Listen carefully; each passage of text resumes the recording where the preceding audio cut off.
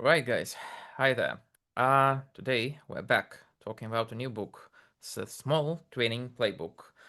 And well, initially we wanted to overview the training compass and dig a bit into the second chapter of every big model starts with a small ablation. However, when I started working on the presentation for today, I kind of realized that it doesn't really make sense to cover half of the chapter, and I think that they kind of the Hagen Face guys they made a fairly good job splitting the book into various chapters. So today we're going to talk about only the training compass, and we'll leave the entire ablation chapter for the future. And a sneak peek, we'll also probably when we're going to talk about the future chapters, we'll also add a few more chapters just from us, like custom stuff. Anyhow, um, to the current chapter today, Training Compass. Here's what it's going to look like. First, I'm going to give you a short overview. Well, maybe not so short, but still an overview of what is there. Then I'm going to add a few cents from me. Well, really a few cents. I wanted to kind of cover more, but probably will. It's an introductory meeting, so it's probably like the goal is to kickstart the process. But I want to kind of raise a couple of questions that I think should be raised and that the authors of the book didn't raise. And they're going to kind of give you an idea of what additional chapters I'd like to explore beyond this book. But anyhow, let's start with what's in the chapter. So, um, the authors, they want us to, well, before we start training any model, well, say we're given like hundreds of H100 for the weekend or for maybe a couple of weekends. And we want to train a model. Before we do that, they want us to ask two questions to ourselves. Why are we training this model? And like, what exact model should we train? And let's start with why. These are the wrong answers from the book. We have compute available. The cluster is just sitting there. However, to be honest, I don't think it's the wrong answer. Well, later on, we'll see that the authors split the potential causes to reasons to do the training into few categories: research, production, and strategic open source. I think the missing one crucial piece is learning and like education. So for education, I think it's perfectly reasonable to train something just to have fun and because exactly you have compute available, especially if you're trying to study something. And the best way to learn something, in my view, is to learn by doing. All right, everybody else is doing it. Well, once again, they say that it's a wrong answer. But I think it depends. It depends on your goals. So, like, once again, if it's educational goals, then it's what you're going to be asked during interviews, right? What problems did you face during training? And like if you want to get into the industry, into good roles, you expect to have this experience. You expect to have the experience of other folks who are already inside of the company. So everybody else is doing it. I think it's still a perfectly valid reason, along with we have available compute, as long as you understand that it's not going to be something novel or breakthrough. It's going to be purely for your educational purposes. AI is the future, like, all right, reasonable, and we want the best model possible. Well, who doesn't, right? But yeah, agree, not specific enough to guide decisions.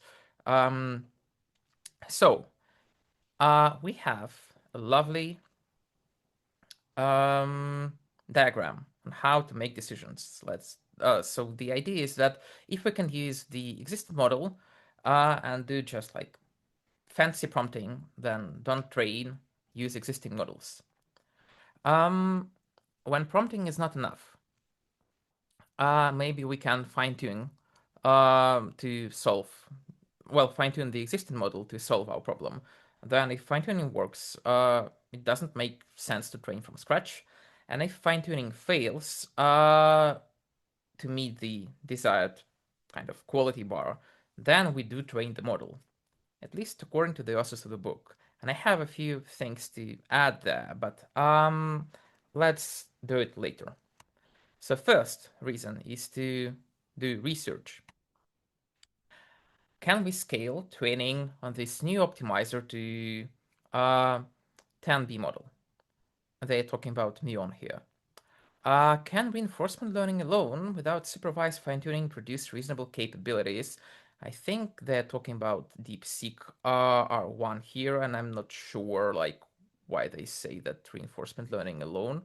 Well, I mean, like, yes, I get why they say that, but DeepSeek R1 had better results, right, after SFT. But nevertheless, fairly reasonable question.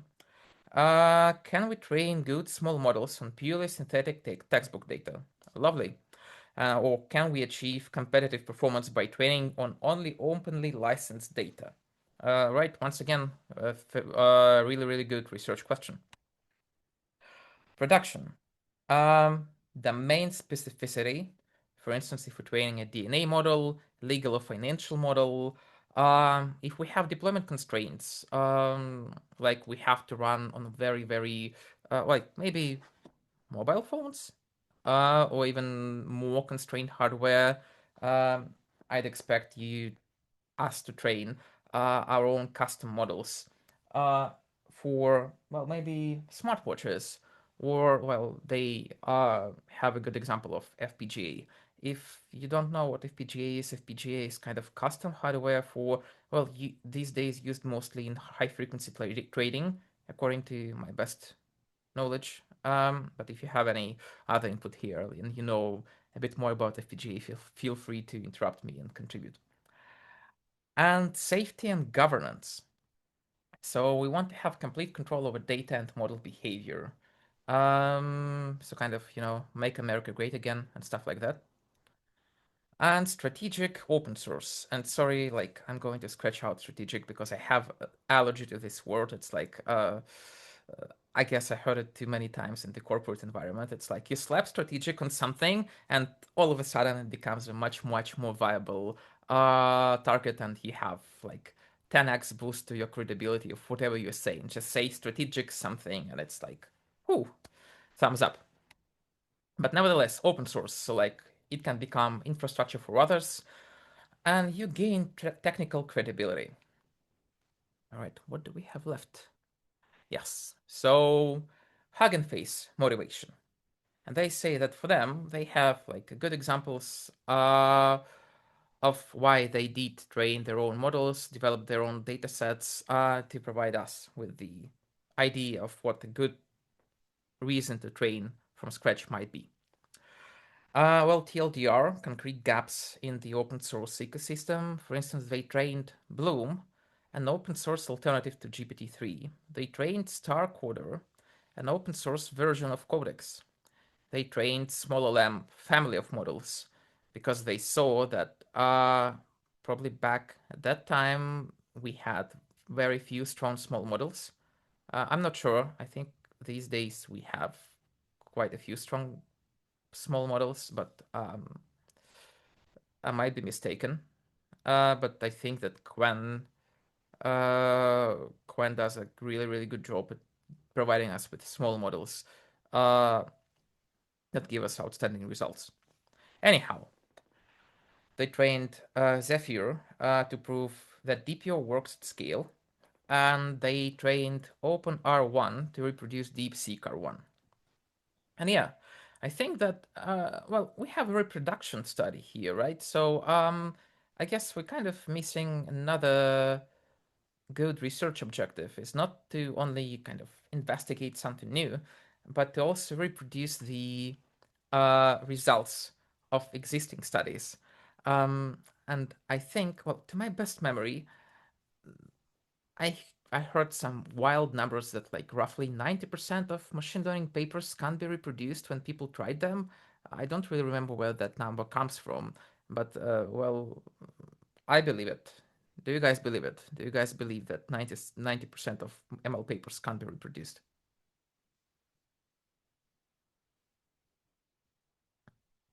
90 sounds like a lot actually, but there are Yeah, a lot of papers, yeah. yeah, I agree, but like, I wouldn't be surprised. I wouldn't be surprised, especially when you take a look at the code. That's well, not all of the papers.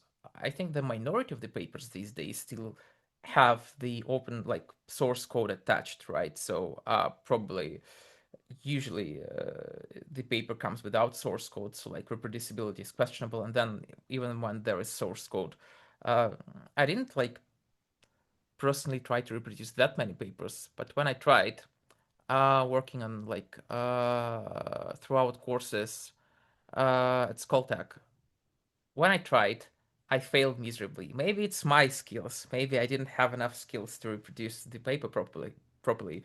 But I think I tried to reproduce a couple of them, and I didn't get the results. I Well, mean, it's kind of the same reason as like just open sourcing as they did with small LM, because yeah, creating a thing that like proves that the paper is legit and you actually can use these models, like, providing code for training and inference for everyone. yeah, I agree. But when we're talking about open source, I think it's crucial to have not only open source, like open weights, but open source training pipelines. So Yeah, exactly. I think that's exactly where they were going with OpenR1 to have not only like the weights, because like weights, it's great, but it's like, how did you get there so that other people from the community can benefit from it and incorporate in their training pipelines, right? So, well, great job there. Anyhow, moving on. And once you nail why you should train something, now it comes down to what to train. And they give us an example that if you want your why is fast model for on-device inference, then now you know that you need to train small efficient model. If your why is multilingual model, maybe for some like arbitrary exotic language, then you need to have larger tokenizer vocabulary. If you want to achieve super long context, then maybe you try to play with hybrid architecture. And they give us a few advices on how. First, iteration speed. Um, if you release models a few times a year, you learn so much more than if you release a model once a year. And they, well, once again, Quen Lab comes to mind, uh, and they mention it. And they also say that, well, nobody really knows how to train models like 100%, like from uh, how to train the best model from start to the end uh, at every given point in time, and how to get the best results at every given step, and how to get the best results. So it's kind of learning by doing, which kind of gets us back to the that original false reason that we have available compute, right? So I think it kind of, that false reason kind of makes sense. So you kind of learn by doing, and even big labs, they still learn by doing. So compute, available compute is, in my view, it's still a good reason to do something. Another thing, data curation, shit in, shit out. Pretty obvious. And I think that various popular and knowledgeable folks mention that um, data comes first, and probably it's even more important than architecture. And team size, they suggest to start small and like really small. They claim that you can train a small like pre-train a small Llama 3B model these days with maybe only 2 3 people in a team. I'm not sure. I didn't try. But well, who am I to argue? And I guess like starting small and then expanding later on once you need to kind of have different post training path, or maybe work on different modalities. Well, seems like a good approach. And now this covers the chapter and what was in the book. And I think we already deviated from the book a little bit, but nevertheless, we mostly stayed close to the book. And I have a few questions. So they presented us with this diagram on how to make decisions, whether to train a model or not. And I think it's missing a few pieces. Like, when fine tuning fails, they suggest to start training our own or our own model. But I think, well, what I have here is continuous pre-training and distillation. We can say that this falls under the category of training your own model. But if it doesn't, then I think, like, even if it does, I think they're all own beasts in a sense. And when we say something like train a model, we usually imagine training from scratch, like you have a randomly initialized weights and then you start your own pre-training pipeline. And that kind of misses the sweet spot in between. You can do continuous pre-training, and I believe that's what Yandex does, for instance. Do we have any Yandex GPT guys on the call? All right, probably no. But I believe that's what Yandex does. They do continuous pre-training of Chinese models. But I might be mistaken, so don't take my words for granted. Um, and when we get to this chapter, like this extra chapter, it's one of the extra chapters that I want to cover: continuous pre-training on how to do it and when to do it and why to do it, and why, for instance, Yandex did it opposed to training from scratch. So we'll cover that certainly. And continuous pre-training, if you don't know what it is, it's you instead of fine-tuning the existing model that was well probably already post-trained, you take the checkpoints um, after pre-training with the base model, not the instruct version of the model, and then you instead of post-training this model to make an instruct version of it and maybe a reasoning version of it, you do continuous pre-training on your own new data. Um, I'm not going to dive deep into why people do that because, well, first and foremost, I don't want to fantasize. I don't have a very clear idea and very clear list of reasons of why people do it. But once we get to that chapter in isolation, I'll have answers for you. Um, but just keep in the back of your mind that you can do it. So you can, instead of starting training from scratch, you can do continuous pre-training before you do your own post-training pipeline. And then you also can distill. And I think like we can say that distillation can come in many forms. So by distillation, we can imagine extracting a ton of information from a larger model and do um, training from scratch of a smaller model. But I don't think that too many people do that. So, and I think once again, it's kind of its own different beast. And you have so many various ways on how you can distill a model, a large model into a small one.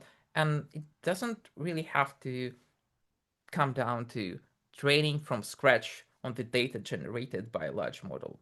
You can also do pruning, so you can actually take the weights and layers of a large model, and you can be very smart about which layers to eliminate, which weights to eliminate, maybe reduce the number of experts if it's a mixture of expert model.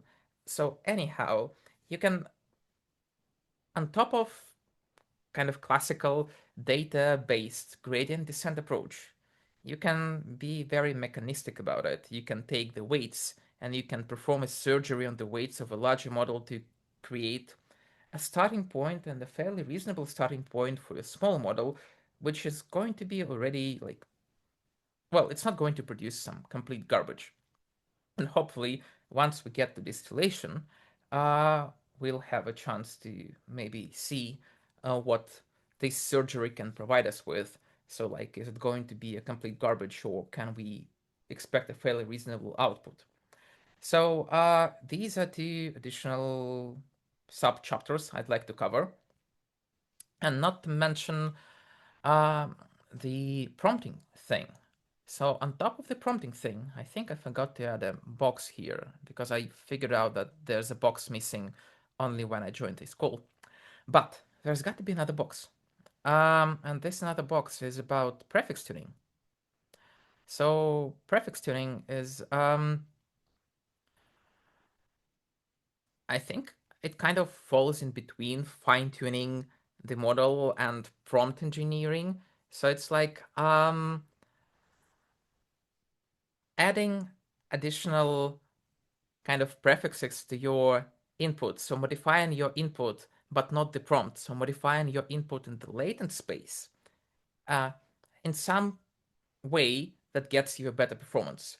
And I think it kind of falls nicely in between prompting and fine tuning because it's not like prompting, but it still doesn't affect the weights of the model. Right, so I think we have to explore that subchapter as well. I honestly think that they put like every like parameter efficient fine-tuning techniques under just like fine-tuning. Maybe, but like in my mind, fine tuning, it's when you fine tune the weights of the model itself. But when you add something to the input, like prefix tuning, does it like really fall under the fine tuning category? But it does become part of your model in the end. So I think it's just a terminology thing. Maybe. I mean, like, I don't have a very strong opinion there. Just like it's something that came to my mind.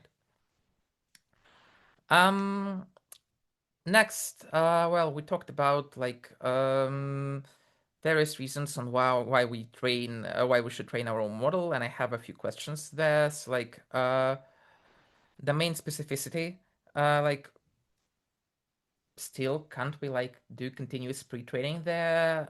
So, like, why domain specificity uh requires us to train from scratch? For instance, or maybe like we can even do some transfer learning thing. For instance, um, give me a moment. These guys, Neophonic, they are working, not on working, well, still working and already produced an open source text to speech model. And guess what? This text to speech model, this one, right on GitHub, um, it takes text, it produces speech, and it's not trained from scratch. It's trained on top of the Quen, like tiny Quen backbone. I don't remember which one. I think it's the smallest Quen backbone possible, but it's certainly trained on top of the Quen backbone, which means that I talked to them a couple of months ago. I don't remember that they didn't give me like a very good answer why they did that. At least they didn't run a ton of ablations if it makes sense to take the existing like language specific like the backbone that was trained on textual language data and if it gave them any benefit on top like compared to training from scratch. But nevertheless, it Mhm. exists and it's functioning. So like they converted the text to text model to text to audio model. Sorry, we actually tried this in Yandex Speech, starting like training speech models with text, and it produced better results. And there are papers about this. Cool. Well, there we You go. can just initiate with text models, yeah. Cool. And do you know why? I'm not sure, but I think that there's just like some part of training where the model like learns to learn and like It just learns in general. it didn't make any sense to me because here they not only replace the output, they also replace the tokenizer. So the input for the model for their own model is not text. If you take a look at their pipeline, well, I'm not sure if it's there. Um, Anyhow, just trust me. So the input is not text. The input is actually phonemes. So you have to have a phonemizer, and phonemizer is a thing that translates English to phonemes. Does anyone like have questions about what phonemizer is? Phonemes, phonemes, like yeah, this stuff. So instead of like text, you have like this. Can we have a phoneme example?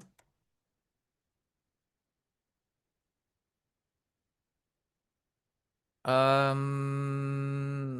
right, probably I might have a better example for you next week, but You can just Google International Phonetic Alphabet. yeah, I mean like I can find separate phonemes, like phonemes separately. I just want to give you an example of how uh a phonemized text look like. All right, maybe this should give us something. Uh, I like training models.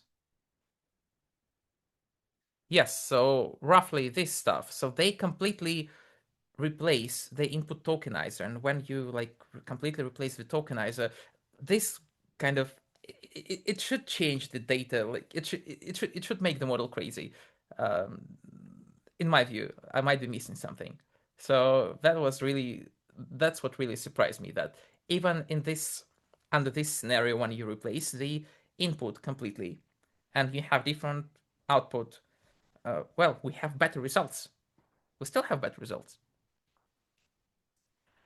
And then safety and governance. So like, well, I mean, like, I get the idea that once you control the data, you have a feeling that you control the outcome, the result, but do you really? I mean, isn't that like an open research question for that people still like the whole AI safety community is still trying to figure out, like, why, how do we make sure that the model is aligned, and we still don't know like if the model is aligned even if we control our data. But I get the sentiment. It's just like probably me nagging about it and being very nitpicky. So like, yes, when you control the data, you probably at least you have this sense that, okay, sense of control. But Sorry for interrupting too much, but I think this is also about like legal stuff that you can actually use this data. maybe, but like, and by the way, I'm really really happy for you to interrupt, because I would really like for this club to be more of a conversation, not just a presentation. So I think it's much better this way, especially like, well, if it's from someone who has like first-hand experience in these topics. So yes, legal stuff, but do you think that all of the labs care that much about being legal? Well, not for the labs, but like if you're a bank or something, that might be important. I'm not sure. I'm not a bank. Maybe. I mean, maybe. So licensing. It's just like I just wanted to remind us that controlling the data doesn't mean that we can really control the biases in the model. So I think it's kind of uh, it's a bit a synthetic targeted, like synthetic feeling of safety, that when we don't really have safety, even if we control the data. All right, next. So infrastructure for others and technical credibility. Well, technical credibility, yes, and I'll explain later why on my last slide. Infrastructure for others, I don't really understand how it helps. Like, if we release our model to open source and it becomes infrastructure for others, if it's the model is open source, then I'm not sure how it helps our business. So questions there. But technical credibility, yes, and I'll explain why. So when you're working on the open source model and you want to make money out of it, um, I think the viable path that I see many companies taking is basically having this sexy open source division that creates open source models, that puts that markets these open source models, tries to make them as good as possible. Then this sexy open source creates a ton of fame. People start recognizing the company, and they become like leading experts in XYZ domain. Then, once you're leading expert in XYZ domain, companies that want to become like want to generate revenue from this XYZ domain, or maybe like leverage the knowledge from this XYZ domain. Like anyhow, like companies, businesses that want to explore this XYZ domain, they will come to you as a consultancy and ask you to help them by advice, by providing integrations. So you'll have a ton of people talking to these companies, taking your sexy open source and incorporating this sexy open source into other enterprises. And I think a ton of companies do this. And actually, Hugging Face, according to my research, does that as well. So a huge chunk of their revenue comes from consultancies and partnerships with enterprises. So they do all this open source that we talked before, precisely um, to get recognition. And then these boring integrations generate cash, and the company burns cash to build new sexy open source. And this is it for this chapter. Do we have any other questions or topics to discuss? Any comments?